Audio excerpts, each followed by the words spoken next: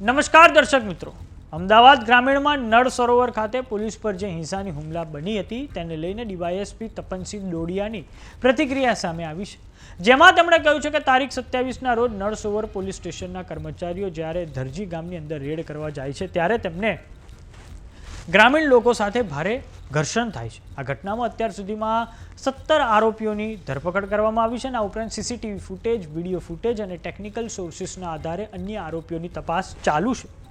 મુખ્ય આરોપી જે છે તેની શોધ પણ ચાલુ છે અને તેમની પાછળ પોલીસની ટીમો લાગેલી છે। આ ઉપરાંત 27મી તારીખ અને 28મી તારીખે ધરજી ગામે કોમ્બિંગ કરવામાં આવ્યો છે અને એલસીબી અને એસઓજીની ટીમો બનાવીને અન્ય આરોપીઓની પણ તપાસ હાલમાં તો ચાલુ છે।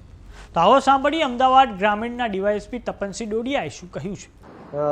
તારીખ 27ના રોજ જ્યારે નળ સરોવર પોલીસ સ્ટેશનના કર્મચારીઓ વિસ્તારની અંદર ધરજી ગામની અંદર રેડ કરવા જાય છે ત્યારે ગ્રામ્યજનો સાથે ઘર્ષણનો બનાવ બનેલો છે। તે અન્વયે ટોટલ 17 આરોપીઓની ધરપકડ કરવામાં આવેલી છે। આ ઉપરાંત સીસીટીવી ફૂટેજ, વિડીયો ફૂટેજીસ અને ટેકનિકલ સોર્સિસના આધારે જે અન્ય આરોપીઓ છે તેમને આઈડેન્ટિફિકેશન અને ધરપકડ કરવાની પ્રક્રિયા ચાલુમાં છે।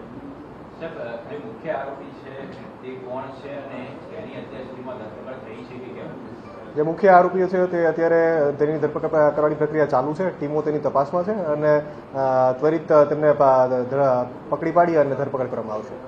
બંને આરોપીઓની શોધખોળ માટે કયા પ્રકારની તજવીજ પોલીસે શરૂ કરી? તારીખ 27ના રાત્રે અને તારીખ 28ના રાત્રે 2 દિવસ દરજી ગામની અંદર પોલીસ દ્વારા કોમ્બિંગની પ્રક્રિયા કરવામાં આવેલી છે। આ ઉપરાંત એલસીબી, એસઓજી ડિવિઝન અને પોલીસ સ્ટેશનની અલગ અલગ ટીમો બનાવી અને બાકીના આરોપીઓની ધરપકડ કરવાની પ્રક્રિયા ચાલુમાં છે। અચ્છા સર, પ્રાથમિક તપાસમાં શું સામે આવ્યું છે? આ કઈ પ્રી પ્લાનિંગ કાવતરું હતું કે પછી ઉશ્કેરાઈને આ હુમલો કરવામાં આવ્યો? પ્રાથમિક તપાસની અંદર કોઈ પ્લાનિંગ હોય એવું તો જણાઈ આવતું નથી, પરંતુ જે ગામની અંદર માતાજીના માંડવાનો બનાવ હતો તે દરમિયાન લોકો ગામની અંદર એકઠા થયેલા હતા અને અચાનક લોકો ઉશ્કેરાઈ અને આ બનાવ પામેલ છે।